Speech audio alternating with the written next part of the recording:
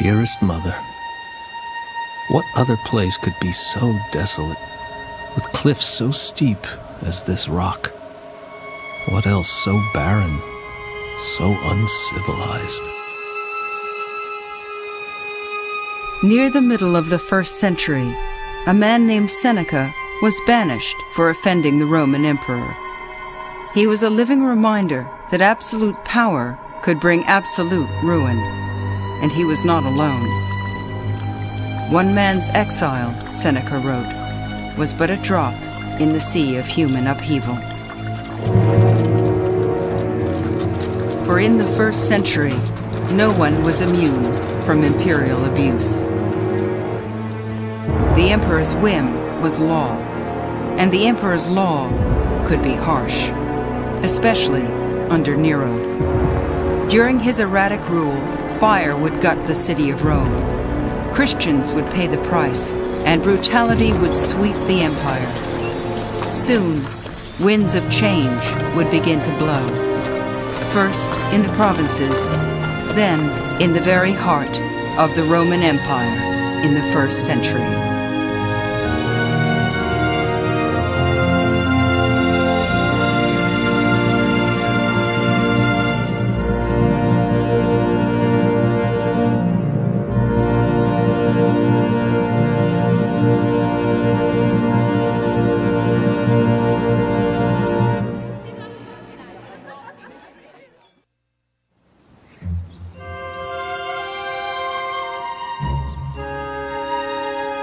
In his youth, Claudius set out to write a history. His first public reading was nerve-wracking. At the beginning, a fat man sat down and broke some benches. The audience burst into roars of laughter. Even when the crowd settled, Claudius could not control himself, but kept remembering the incident and dissolving into laughter. Writing 2,000 years ago, an imperial biographer describes a world ruled by Rome, and Rome ruled by an unlikely man. His name was Claudius. Claudius limped and stuttered, an embarrassment to his imperial family. He lived most of his life in the shadows. He found solace as an amateur scholar, without power or influence. But as the 1st century neared its midpoint, a twist of fate had left Claudius emperor, and his critics amazed. For Claudius took the helm of the world's greatest empire with more confidence than any man since the dynasty began. Claudius expanded Roman territory. To the south, he completed Rome's conquest of North Africa. To the north, he subdued the fiercely independent tribes of Britain. From Turkey to Morocco, from the Red Sea to the North Sea, the many faces of the ancient world had become part of one empire. But Claudius did more than expand the empire. He passed laws protecting sick slaves. He allowed conquered peoples to become citizens, even members of the Senate. I like Claudius.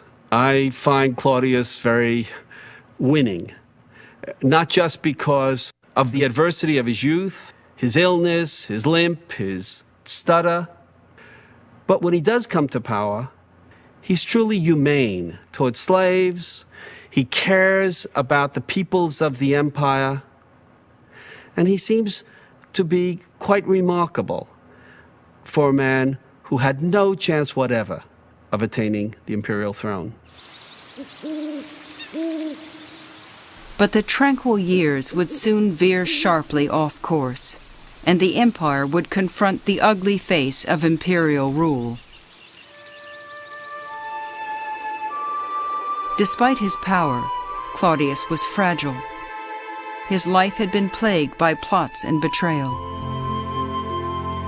Most of his family had been killed by political enemies, and Claudius himself had endured the execution of a disloyal wife. Now, in the year 49, Claudius was seeking a new wife. Roman society mobilized. The rivalry was intense. Many families sought to link their bloodlines with the emperors.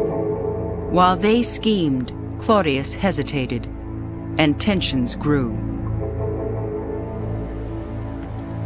Finally, Claudius made a decision that startled Rome. Writing some years later, a historian named Tacitus explained why. The emperor chose to wed his own niece, a woman of steely resolve and questionable character. Her name was Agrippina. From this point, the empire was changed. All obeyed a woman. But this was a woman without feminine frivolity. She was openly severe and often arrogant. Agrippina's dominance was almost masculine. The most tragic thing about Agrippina is that she wrote memoirs, and they have been lost. And I would give anything to hear her side of the story. The frustrating thing about recovering Roman women is that so little from them survives. It may not have been very different from what Roman men would have said about them. But it would be wonderful to hear her rationale for why she did what she did her way. Agrippina turned her back on Roman ideals of feminine virtue. She seized power directly and used it proudly. Agrippina struck down her rivals, founded a colony in her own name, and reversing her new husband, Tacitus tells us, she secured the pardon of one of his exiles, the writer and philosopher Seneca. Agrippina did not want to be known only for wicked deeds, so she obtained a pardon for Seneca. She assumed this would please the public because he was a popular author. She also wanted Seneca to tutor her young son. Her son was Nero, a 12-year-old boy by a previous marriage, and still just a pawn in Agrippina's drive for total control. Another pawn was Seneca, all too eager to leave exile behind him. Seneca, she believed, would join her plans for supremacy out of gratitude for her favors.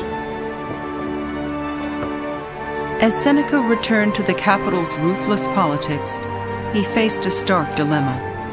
He had always scorned luxury and power, and condemned moral slackness.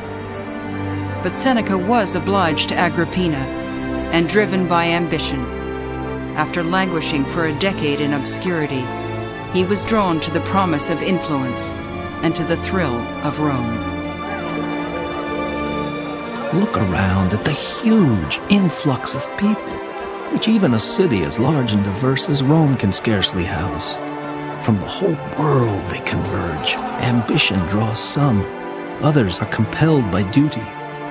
Many thirst for liberal studies. Others crave spectacles. Some put their beauty on sale. Others sell their eloquence. The entire human race has flocked here. A city offering rich returns for both virtues and vices.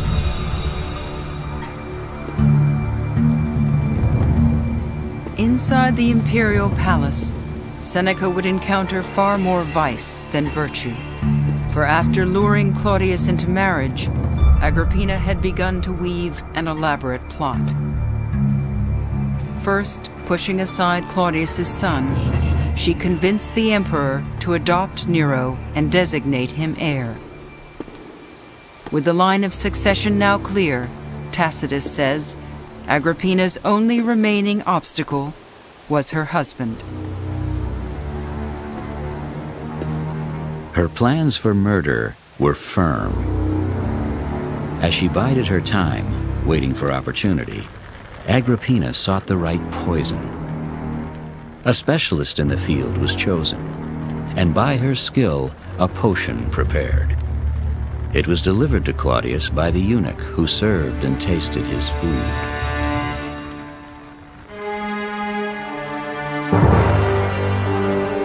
Claudius collapsed, teetered on the brink of death, then began to recover. Horrified, Agrippina quickly enlisted the emperor's own physician in her crime. While pretending to help Claudius vomit his tainted food, the doctor put a feather dipped in poison down the emperor's throat. Dangerous crimes, Tacitus commented, bring ample reward. Claudius, the emperor of Rome, was dead. Within hours, the palace gates were thrown open. Agrippina's son was declared emperor, and Seneca was launched on a path that would batter his deepest convictions. The reign of Nero had begun.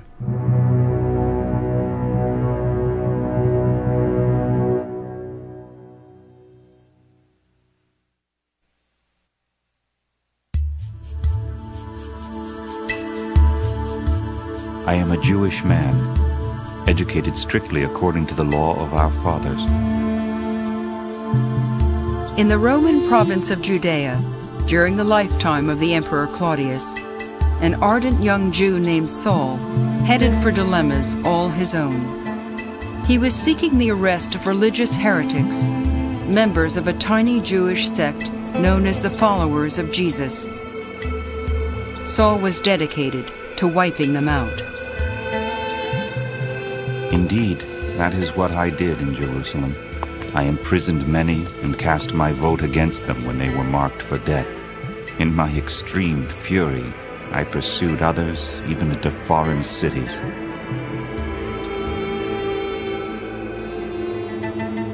But as he walked the road from Jerusalem to Damascus, Saul's future suddenly changed, and with it, the future of his troubled province, its Roman rulers, and of world religion itself.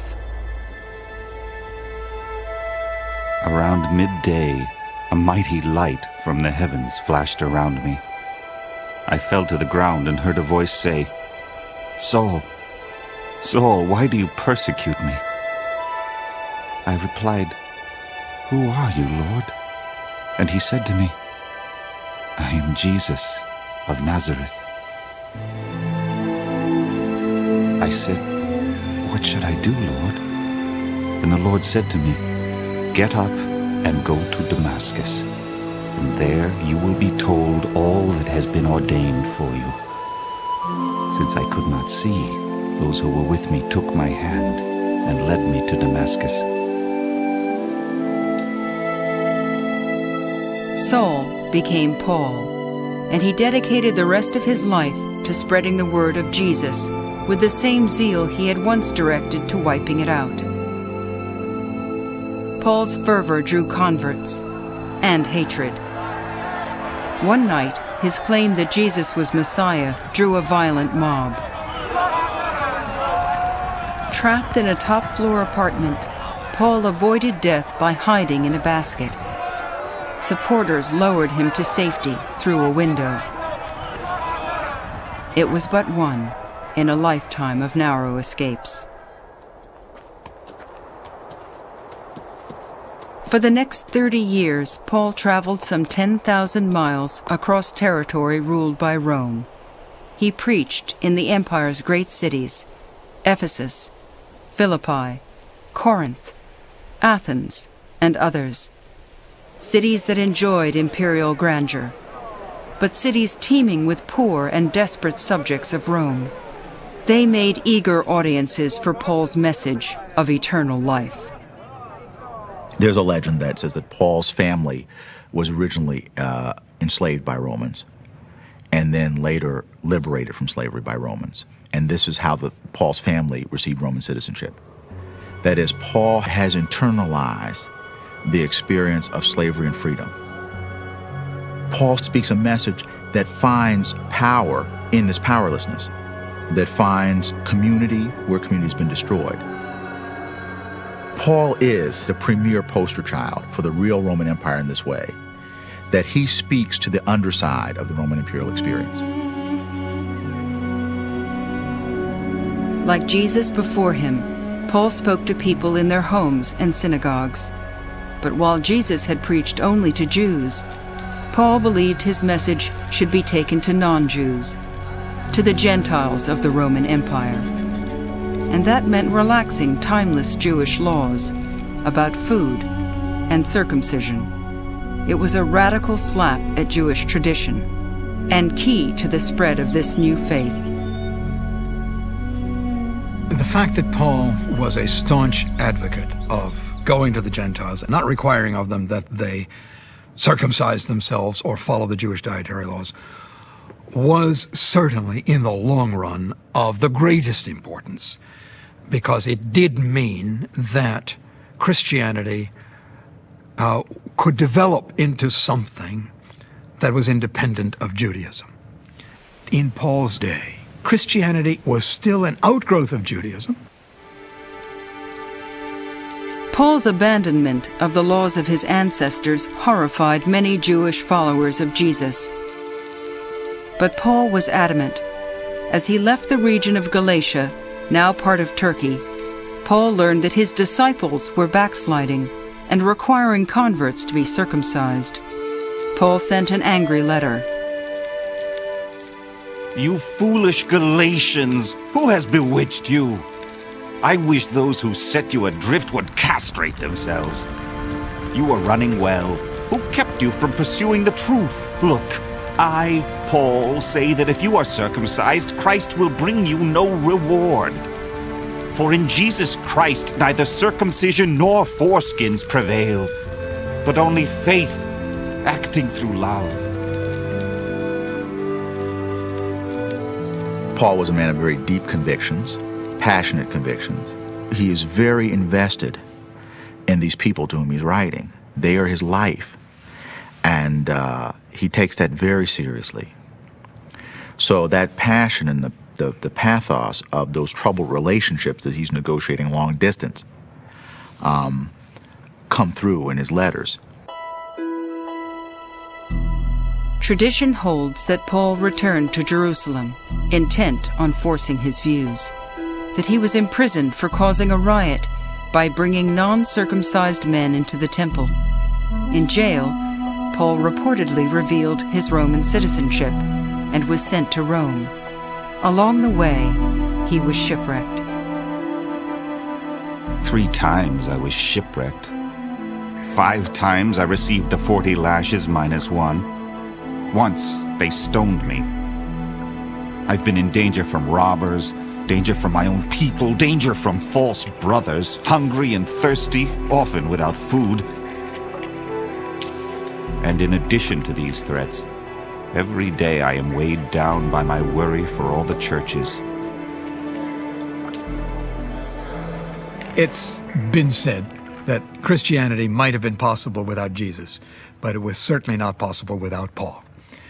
And that is a very accurate statement, because Paul was able to spread that message to various parts of the Mediterranean, from Palestine to Rome. No one knows how or where Paul died. On this, the Bible is silent. But wherever he spent his final years, Paul's success outstripped his boldest dreams.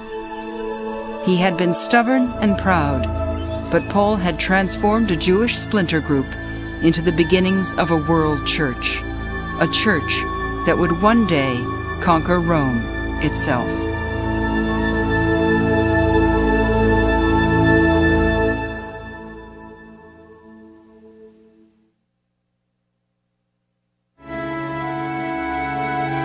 There is a proverb: you have as many enemies as you have slaves, but in truth, we make them our enemies. We abuse them as if they were beasts of burden. When we recline for dinner, one wipes our spittle, another picks up the scraps and crumbs thrown down by drunkards. The point of my argument is this: treat your inferior as you would like to be treated. The new emperor's tutor, Seneca, had devoted much of his life to ethical problems. He was a follower of Stoic philosophy.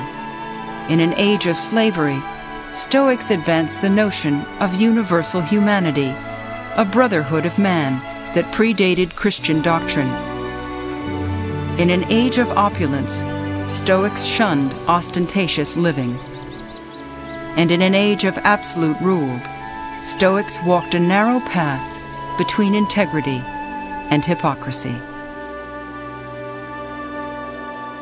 Seneca was the leading Stoic philosopher of his day. The main teaching of Stoicism was the acceptance of one's fate to play the role that one had been assigned by fate in the world. And so Seneca's fate was to participate in court politics. Seneca participated in court politics through Nero, now a 16-year-old boy, whose path to the imperial palace had been bathed in blood. Seneca's task was to mold this spirited son of a power-hungry family into a tolerable world leader. And at first, his chances were good, for the young Nero had a sensitive nature. He loved theater, music, and the biographer Suetonius reports the popular pastime of horse racing. Nero had been passionate about horses from early childhood. At the beginning of his reign, he played every day with toy chariots made of ivory. Soon, he wished to drive a chariot himself. So first, practicing with his slaves, he appeared before the whole city in the circus. The Roman circus, or racetrack, was a rough and raucous place. Chariot drivers were usually slaves, or former slaves, and fans often cursed rival teams with ferocious partisanship. I entreat you, O demon, whoever you are, and demand of you from this hour, from this very moment, you crucify the horses of the green and white teams, and that you kill the drivers Clarus and Felix and crush them. Do not leave any breath in them. Nero's enthusiasm for the sport of commoners scandalized Rome's elite, but it endeared him to the masses. For such is a crowd, sneered the stately historian Tacitus, eager for excitement and thrilled if the emperor shares their taste. Nero did, long past his childhood years. It is not clear to me that Nero ever changed or that Nero ever grew up. And that was both his strength and his weakness. Nero was an extraordinarily popular emperor. He was like Elvis. But in ancient Rome, popularity was a mixed blessing. And as the pliable young emperor indulged his various passions, efforts to control him reached a fevered pitch, particularly between the emperor's mother and Seneca. Seneca exerted power discreetly, but Agrippina would not tread lightly. She heard stories that her son seduced married women and young boys, that he castrated and married a male slave, and according to the gossipy Suetonius, much worse. As soon as it was dark, he was in the habit of going to the taverns wearing a wig. He would wander the streets looking for action, and not just juvenile pranks either. He attacked people on the way home from dinner, stabbed them when they fought back, and threw their bodies into the sewers. As stories of Nero's degeneracy increased, so too did Agrippina's disapproval. Relations between mother and son deteriorated fast. As Nero grew older, he quickly, I think, began to realize that he could not rule in his own right as long as Agrippina still had the ambition to rule through him. So it was the clash between two titans, you might say, people both of enormous egos and people with great power lusts. The system didn't allow both of them to rule, so she had to disappear. And if she wouldn't go voluntarily, well, that left Nero little choice. He decided to kill her. The plot began at a seaside resort. Nero invited his mother to sail down to reconcile their differences. when the reunion ended, Agrippina set out for home. Tacitus tells the story. The ship had just set sail. Agrippina was attended by 2 servants. One of them stood near the rudder, the other leant over her feet, happily recalling the apologies of Nero and Agrippina's restored favor. Then, a signal was given.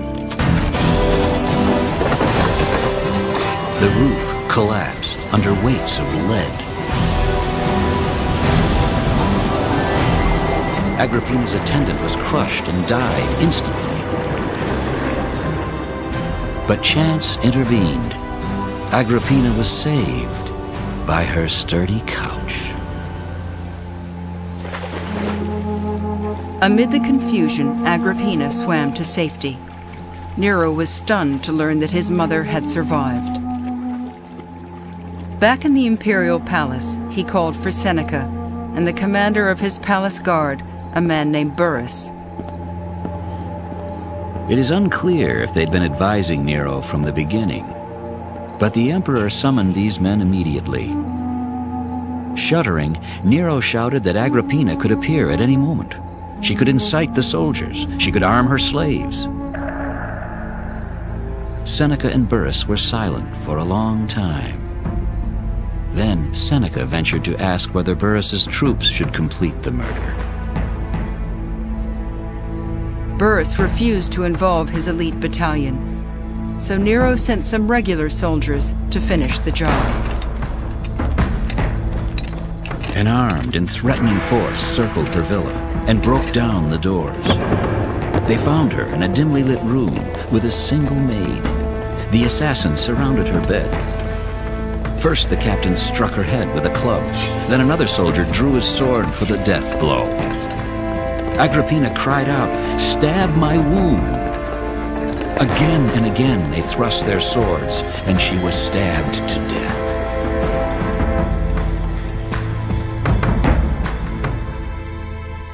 Rome was appalled.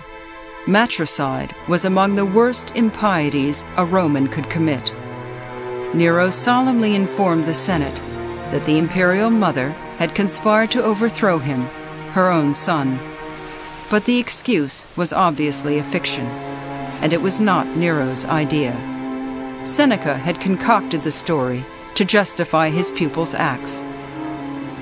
The moral philosopher was increasingly implicated in the brutal realities of imperial politics.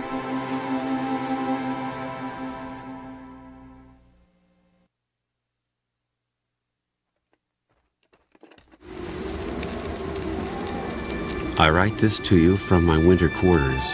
I salute you. Britain was the northern limit of the Roman Empire. Soldiers and their families found it a remote, hostile land with few amenities. I ask that you send me what I need for the use of my lads. Things I need as soon as possible, since I've just been transferred here. 6 woolen cloaks and 5 tunics. Lonely letters, preserved in mud for 2,000 years, echo with yearning for loved ones and for the comforts of home. I have sent you some socks, 2 pairs of sandals, and 2 pairs of underwear. In the year 60, Britain had been a province for less than 20 years. Like other provinces far from Italy, supply lines were thinly stretched. Without hope of quick reinforcements, 3 legions and a few forts held the entire province. Some settlements, such as the infant community of Londinium, were cities in the making. Rome held tenuous control by maintaining client kings from local tribes and by encouraging tribes to war among themselves. As long as Rome's governor kept them divided, the imperial army was the strongest force on the island. That equation, common throughout the empire, broke down just 4 years after Nero became emperor. It started among the Iceni, a local tribe allied with Rome. When their king died, he left half his estate to his 2 daughters. He offered the other half in tribute to the Emperor Nero. The historian Tacitus tells the story. The king hoped by such subservience to safeguard his kingdom and home from harm. What happened was just the opposite. First, his wife Boudica was whipped, and his daughters were raped. Then the army laid waste to his land, and his household was raided. The king's own relatives were enslaved.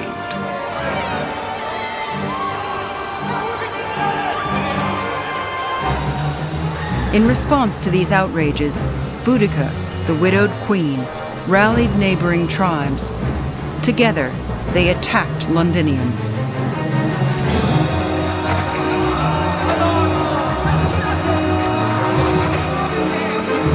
The British tribes routed Roman forces. It was an astonishing upset, and it was not the last. As the Romans fell back in retreat, the tribes of Britain seemed poised to reclaim their native land. And Boudica, defying all odds, was poised to enter history among the most fearsome and charismatic leaders ever to defy Rome. As her emboldened forces prepared for another attack, Tacitus has Boudica mounting a rostrum of piled earth and issuing a rallying cry worthy of dread and admiration. I do not fight to reclaim my birthright, but like you, I fight to avenge my stolen freedom, my abused body, and my raped daughters. The gods bring vengeance to the just. The one legion that dared raise arms against us has fallen. The others yearn to escape. If you consider our numbers and our reasons for war, you will conquer the Romans or die trying. It could be said that Boudica was the object of respect to some Romans who must have admired the courage that a woman displayed in mounting rebellion against Roman troops. And of course, at first she was very spectacularly successful. She led an uprising which made the Romans really seriously think about the limits of their power in Britain. And they had to respond to her very quickly indeed.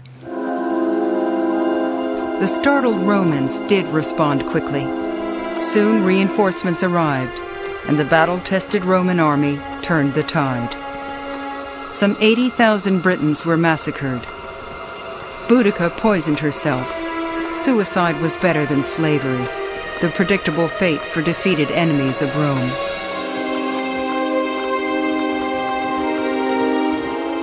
Tacitus called the outcome a glorious victory, comparable with bygone triumphs. But he meant to be ironic. The Roman peace, Tacitus knew, was imposed by brutal war, and prosperity in the capital was often bought with the blood of conquered peoples. Rome creates a desert, Tacitus later wrote, and calls it peace.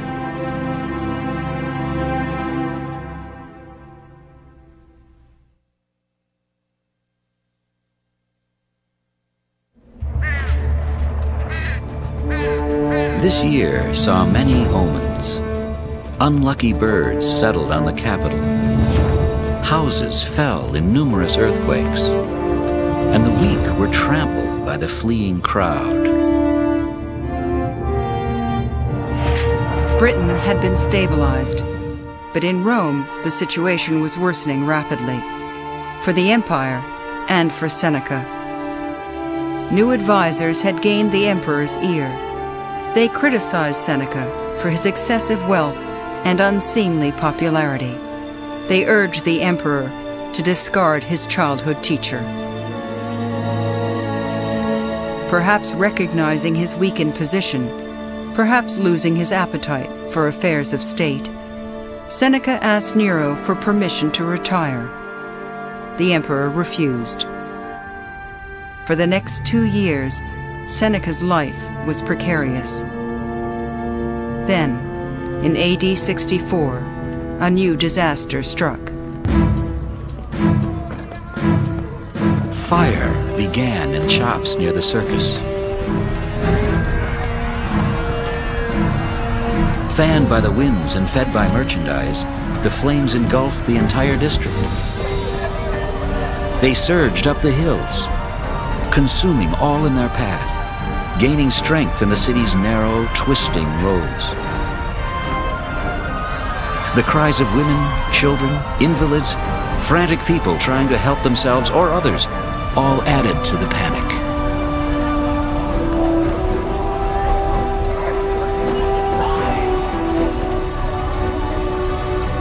The Great Fire of Rome lasted for 6 days and 7 nights.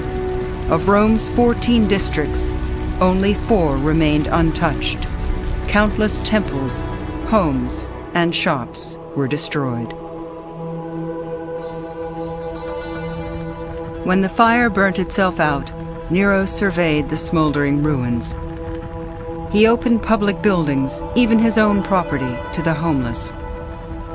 But according to Tacitus, the emperor's aid was cold comfort. However well-intended, his relief measures were in vain, because a rumor had spread that while fire ravaged the city, Nero was on his private stage, singing. Nero hadn't fiddled while Rome burned, but his gaiety was equally damning. And worse, it was even said that Nero started the fire himself to clear land for a new palace. The emperor's popularity plummeted. Hostile lampoons appeared on city walls. Insolent citizens even dared to insult Nero in person. Rumors of his role in the fire were so widely believed that the emperor decided to divert attention away from himself. He found a scapegoat in Rome's strange new religious sect, the Christians. To suppress the rumor, Nero shifted the blame for the fire onto that band called the Christians, hated for their shameful practices. Jesus had been crucified barely 30 years before, and while his followers were spreading his word, the number of Christians in Rome was still very small. But already, as Tacitus reveals, Christian converts were viewed with suspicion. The founder of that sect, Christ, had been executed. His death had briefly suppressed the destructive cult, but again erupted, not only in Judea, the birthplace of the evil, but also in Rome, where shameful atrocities fester and spread. The Christians would have made a good target. After all, their main hero was a criminal who had been put to death by Roman order. In addition to this, they were doing things like exchanging a kiss among brothers and sisters at their meetings, which sounded a little bit like incest. They were also eating the body and drinking the blood of their god, which sounded a bit like cannibalism. Nero rounded up all the Christians in the city. They were hideously tortured and executed.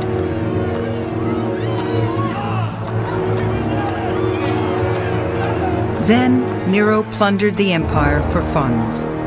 Temples were robbed of their statues. Treasures that generations had dedicated to the greatness of Rome were absorbed into imperial coffers. For Seneca, this was the last straw. He pretended illness and confined himself to bed. Eventually, Nero allowed his aging tutor to retire to the country. There, on his private estate, Seneca could reflect on the tattered remnants of his honor. If someone who barks against philosophy should ask the standard question, "Why do you preach more boldly than you live?" I will someday reproach myself more strongly still. But for now, I make this defense. I am not wise and never will be. Demand not that I be equal to the best, but better than the wicked.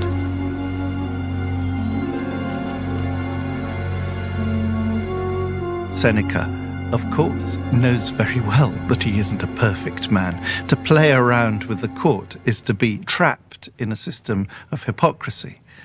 And quite frankly, he pushes Stoicism at the end of his life when he's trying to distance himself from the vast embarrassments he's got involved in, as he's gradually realized that he can't control the young Nero. Nero was beyond anyone's control. With his mother dead, his tutor retired, Rome was subject to the whims of an unstable tyrant. Only one course of action could remove him. A conspiracy was born and grew, a plot which senators, knights, and even women competed to join out of hatred for Nero. In the year 65, a few defiant Romans began talking of murder. But stymied by fear, they hesitated. Finally, a freed slave named Epicharis took charge. She found a disgruntled officer who had access to the emperor. Meeting him in secret, she begged the officer to strike the first blow, to free Rome of the tyrant. Epicharis began by listing the emperor's crimes. There was only one way, she said, to punish Nero, and the officer could expect a worthy reward. It was a fatal mistake. The officer betrayed Epicharis to Nero, and Nero sought revenge. He demanded the names of the plotters. Epicharis refused. He raged. He threatened, and worse. Assuming a woman's body was not equal to the pain of torture, he ordered her torn to pieces. But neither whips nor fire could break her iron will. Even when dragged back a second day on dislocated limbs, she did not betray her co-conspirators. Thus, this freed slave woman outshone freeborn men, knights, and senators.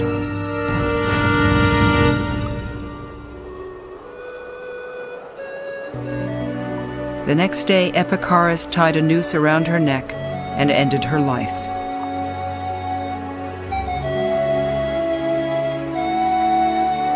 With the plotters still at large, Nero redoubled his guard and unleashed a reign of terror. Countless people, some innocent, some guilty, were sucked into the fury of Nero's revenge. Seneca was one of them. On meager evidence, the emperor sent an officer to demand the philosopher's suicide.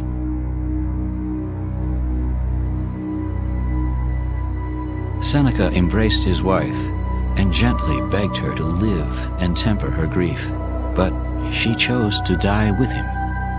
With a single stroke of the blade, they sliced their arms.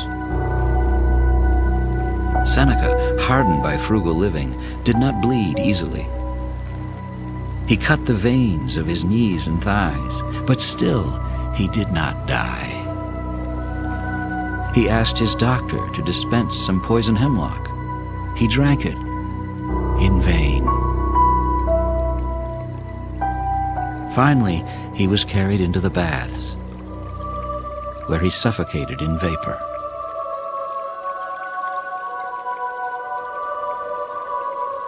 Few philosophers had reached such powerful heights. Few paid so dearly. Seneca's actions fell short of his ideals, but history, he hoped, would judge him well. The man who considers his generation alone is born for few. Many thousands of years and people will come after him. Look to these. If virtue brings fame, our reputation will survive. Posterity will judge without malice and honor our memory. As Seneca's lifeblood drained away, the wicked were left ruling Rome, alone.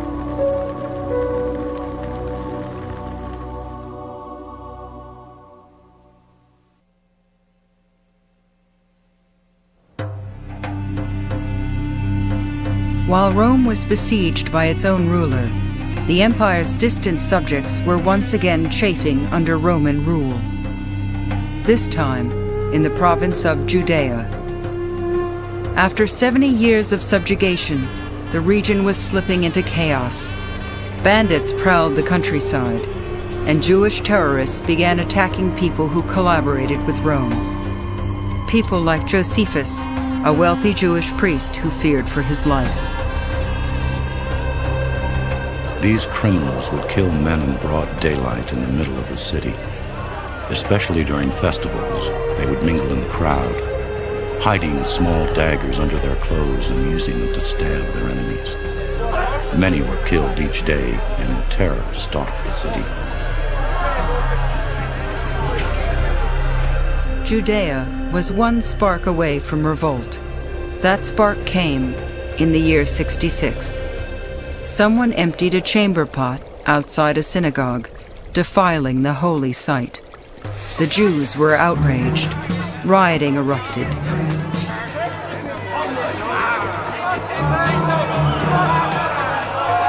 During the melee, some Jews shouted insults at the Roman governor, a man named Florus.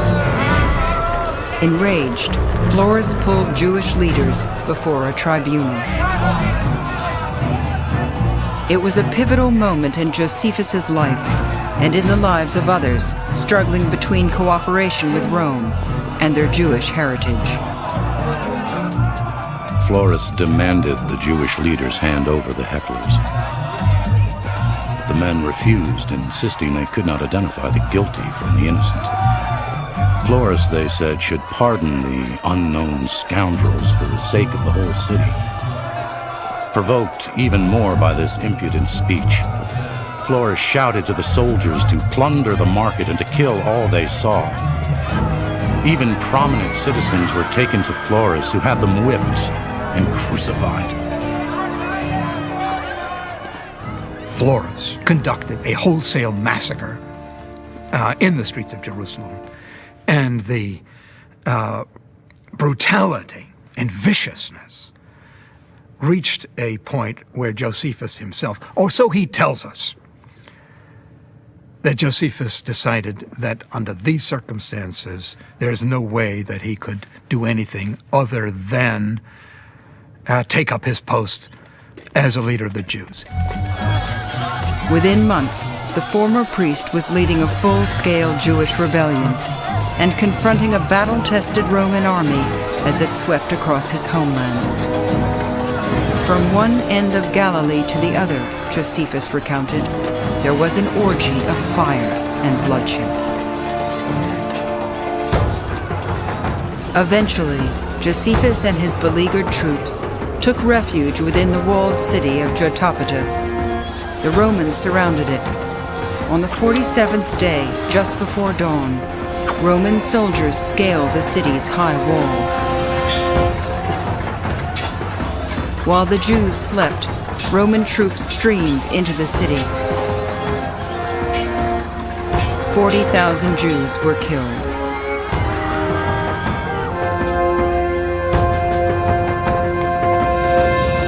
Josephus and 40 others fled to a concealed cave.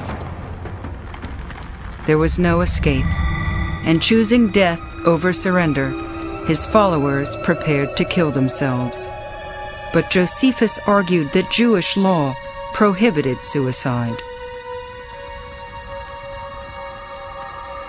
Trusting God, I staked my life on a fateful gamble. Since we expect to die, I said, let us draw lots and assign our deaths to each other. He who draws the first shard will fall by the hand of the next, and so on. In this way, no one will kill himself. My listeners were convinced, and I drew with the rest. Each died in turn. Soon, whether by chance or God's will, I was left with only one man. And eager to avoid the fate of the lottery, I persuaded him to stay alive. Josephus tells us this story. You would think that it would be embarrassing, humiliating, and utterly self-destructive in a way to tell this story. Why does he tell it? I don't think anybody has come up with an adequate explanation of Josephus' psyche here. One can talk about guilt feelings and so on. There may be a much simpler explanation, namely that he got out of the siege of Jotapata alive when nobody else did. I think it was a source of considerable hostility to the Jews. So he needed to come up with some explanation. The explanation took shape just hours later. When Josephus emerged from the cave, he was brought before Vespasian, the victorious Roman general. Josephus was sure to face death or slavery. But his guile did not desert him. Jewish prophets had predicted that a new world leader would emerge from the east.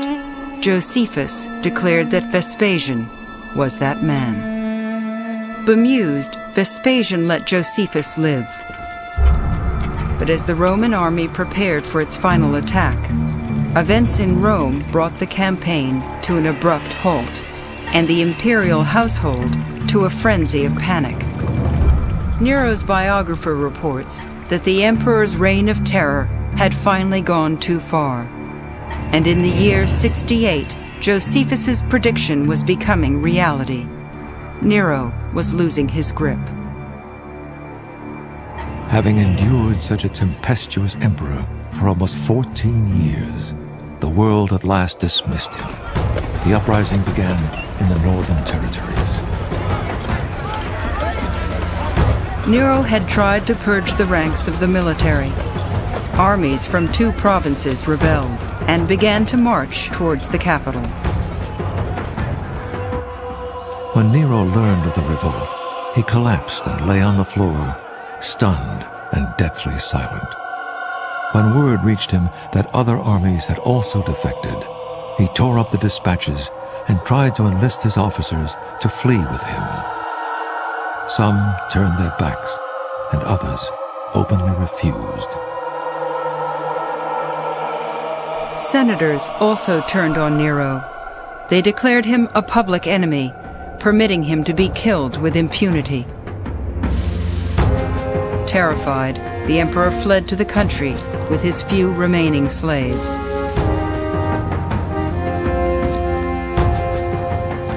Although he was barefoot and wearing only a tunic, he grabbed a hooded cloak and galloped away to an old villa. While waiting for servants to prepare a secret entrance, he cleaned his torn cloak of thorns, then crawled in. He ordered them to dig his own grave. Weeping as he spoke, he moaned over and over, "Such an artist dies in me." With the help of his secretary, he drove an iron blade into his throat.